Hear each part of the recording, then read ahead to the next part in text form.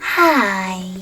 In front of me is WIKO U Pulse, and today I would like to show you how you can operate vibration settings.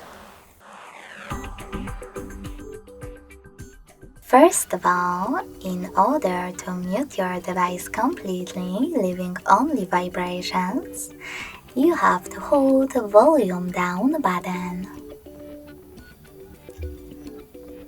If you see this icon, that means that your device is muted and only vibrations are on.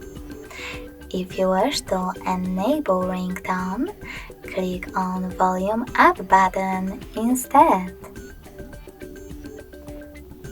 If you see this bell, that means that vibrate mode is off. Now go into devices settings. Scroll down, and click on Sound section.